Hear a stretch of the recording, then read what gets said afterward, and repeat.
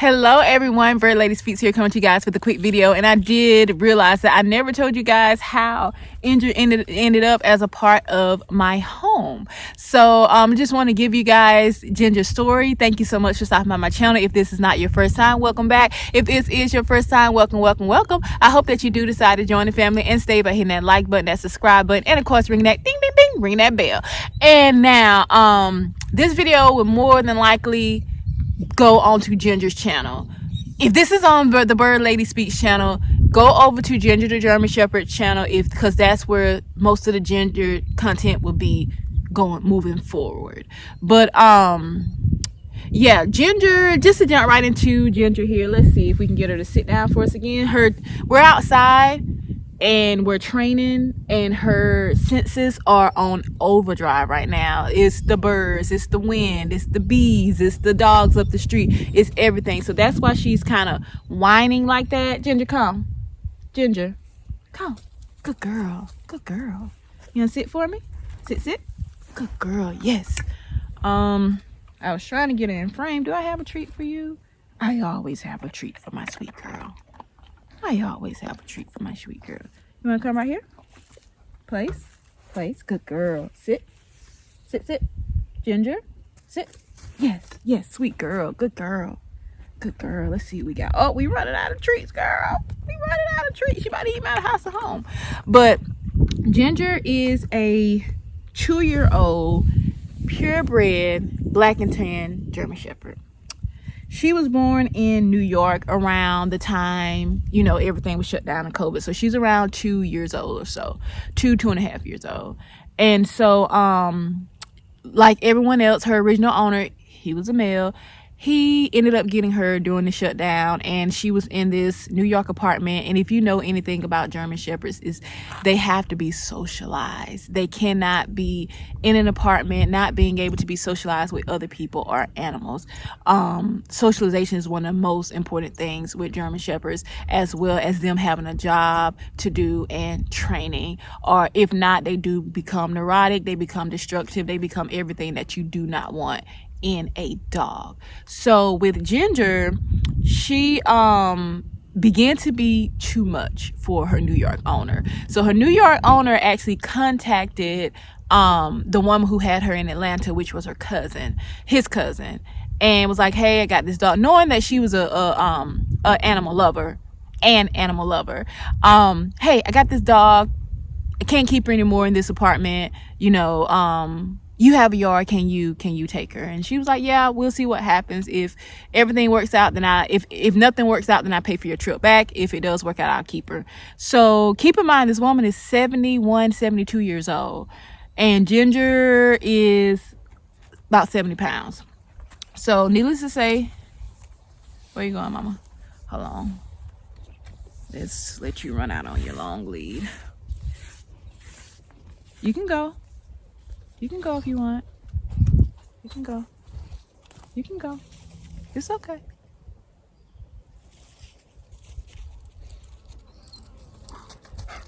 Good job. You came back. Good job. As you can see, she's very trained, listen very well, and you didn't notice when I was telling her that she can go, she was looking back at me as like, is this too far? Can I go further? So she's very trainable. It's one of the good things about her. So jumping back into her story, Ginger's owner is 72 years old, and she was taking Ginger out for a walk one day. Ginger she's never been socialized. So Ginger, if she sees other people, if she sees other dogs, she is going to be extremely reactive. She doesn't listen to anything that you have to say. She's fixed in what she wants. And because of her size, that excitement and that curiosity and that reactivity comes off as very aggressive. So what happened was Ginger saw another dog. Owner was walking her on a leash. Ginger pulled the owner down, this 72-year-old woman. She pulled her down, and the woman hit her head. She owns a theater in Atlanta, and she was speaking one night, and it got to the point that she could not pronounce her words. And so come to find out, that fall that she had with Ginger caused her to have a brain bleed. And so she ended up having to have brain surgery because of Ginger pulling her down and her hitting her head on the concrete. So she has neurological issues from Ginger pulling her down. And Ginger is a force to be reckoned with when she is in that mode. When she's in that mode, I'm watching her now because she sees something. When she's in that mode, she is a force to be reckoned with. And I kind of, questioned it for a while because it was like, okay, I'm 145 pounds. This dog is 70. Like, she's half my weight. And I don't know, but I knew, well, I'm getting ahead of myself. Hold on. Well, once I moved out to this area, I knew that I've always wanted a German Shepherd, always wanted one. And that's all I've been talking about since we decided to make the move out here is like, I want a German Shepherd. I want a German Shepherd. My stepson has 2 German Shepherds, but that didn't work out with me hoping to get a puppy. And now it all makes sense. Why? Because it was supposed to be Ginger. So I was just hunting down puppies, but everyone that I found, they didn't seem to be purebred.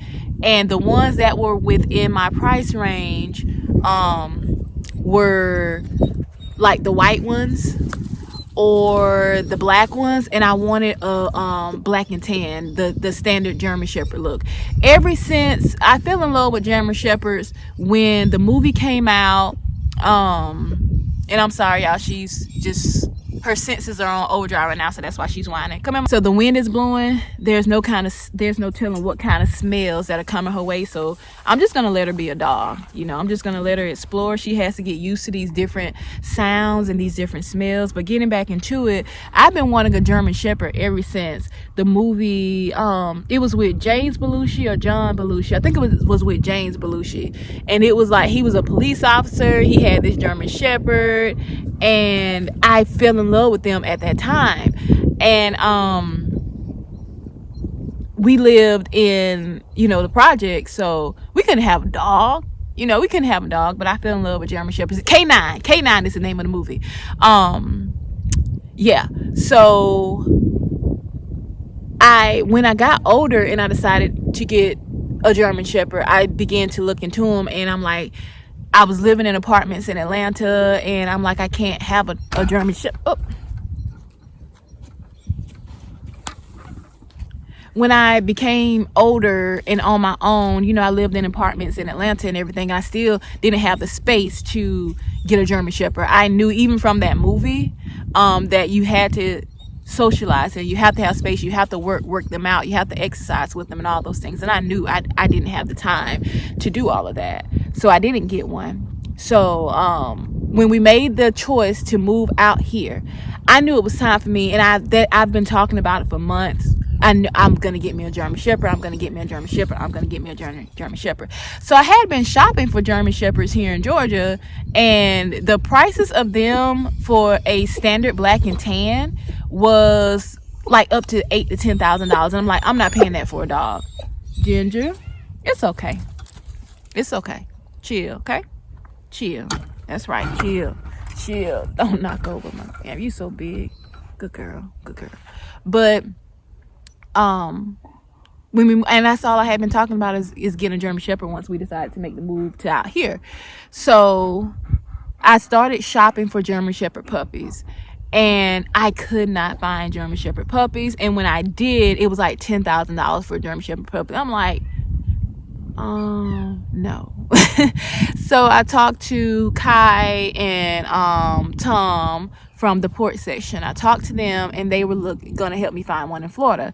But talking to Miss Dottie, hey Miss Dottie, talking to her, she kind of talked to me like, do you know how many German Shepherds or how many dogs are in rescues that need help? Do you know how many of them actually need a home in the space that you can provide for them? And they're usually good dogs. They don't have like a lot of issues. People just decide they don't want to deal with them anymore. And sometimes owners die and everything. So I looked at Casper and I'm like, hey, yeah, Casper is a perfect parrot for me. And he was adopted. He's 15 years old, so I might as well adopt a dog. So I went through and I got approved for adoption through German Shepherd Dog Rescue of Georgia. And it was a long process. And I was interviewed. People who knew me were interviewed. It was just a lot. And they sent me this thing on, private adoptions that I can go through, because they didn't have any available at the time that were ready to be adopted out. There was one that was being treated for heartworms. One was getting his leg amputated. And they wanted me to foster. And I'm like, I'm not going to foster, because I know me. I get attached and I wouldn't want to give the dog up, and I'll end up having like a house full of dogs. And I know, no.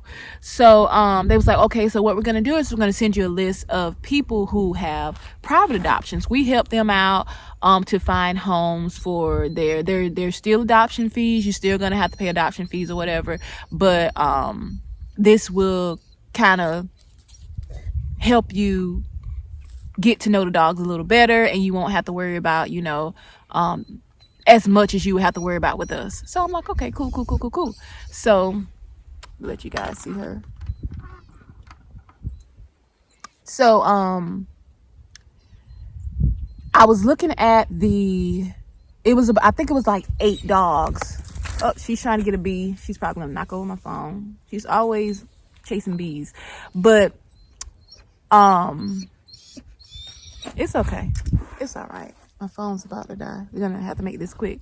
So it was 8 dogs on there for private adoption. So it was 8 dogs on there, and I was sending emails on every dog. I really wanted a male. I didn't want a female, but I was like, okay, I'm not gonna be picky. I'll go with a female if I have to.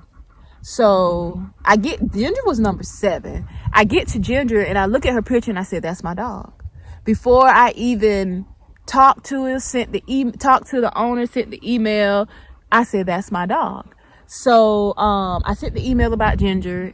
A couple days later, the woman's daughter emailed me back, because the woman is like 70 something years old, so she don't deal with a lot with computers. So her daughter was posting and talking for me. So we talked to each other for probably over an hour, and I'm like, yeah, we both believe the same way. We both believe in Jesus. This is like a match. And like 8 other dogs, and Ginger was number 7. And I looked at her and I was like, that's my dog. I just felt something when I saw Ginger, and I didn't feel that with all the other dogs. And I didn't even send the email on the 8th dog. So I went out to Atlanta, drove out there. It's about 3.5-hour drive to where Ginger was. And when come here, mama. When hold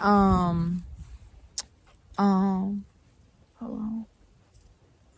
When I first was introduced with Ginger was very intimidating. I'm looking at this big old dog. She's barking. She's showing teeth. She's just acting the fool. But I'm looking at her body language. So her ears were still standing straight up. Her hair wasn't standing up on her back. She was wagging her tail. So I'm like, okay, this isn't aggression. This is excitement, but it comes off as aggression. So I walked up on Ginger. As soon as I walked up on her, she sat down and she rolled over and showed me her belly. And I'm like, this is my dog. This is my dog. And so Ginger came home with me that day. And that's pretty much it. The story, this video is probably going to be some of everywhere, because I kind of bounce around, but it has been officially a month, and Ginger has come so far. She's come so far, and it's been kind of hard because so many people, hold on, let me let her lead out. So many people have, asked me like, why did you get such a big dog? And they've been really negative because they really didn't understand. Like, I felt something when I saw her. Out of all the dogs, I just felt something, and I didn't want a female. I was open to a female, but I didn't want a female. So, and Ginger, not only did it save Ginger's life, but it more than likely prolonged. See, God has a way of doing things. And Ginger was really going to end up, she has caused damage to this elderly woman, and it could have been worse. It could have been a lot worse. Come here. Good girl. Sit. Good girl. Yes, and I'm out of treats.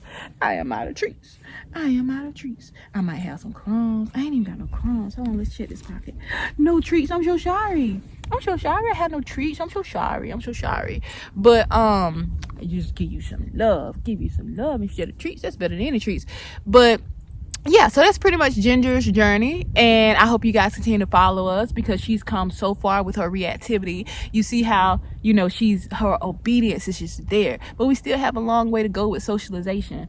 She gets fixed on things. She doesn't listen when she hones in on something. She does not listen, and we're beginning to learn how to break that reactivity and how to break her focus, and she's just doing what she's supposed to do as far as they're bred to protect, they're bred to herd. And so when you don't have that to do, it comes out in other ways. So we're learning how to let her be just Ginger, be a dog, and let her have her natural instincts without putting her in danger, me in danger, or anyone else in danger. So please follow Ginger's journey. Please subscribe to follow Ginger's journey at the link to her channel is below. And thank you so much, guys, for watching. And as usual, toodaloo, bye bye.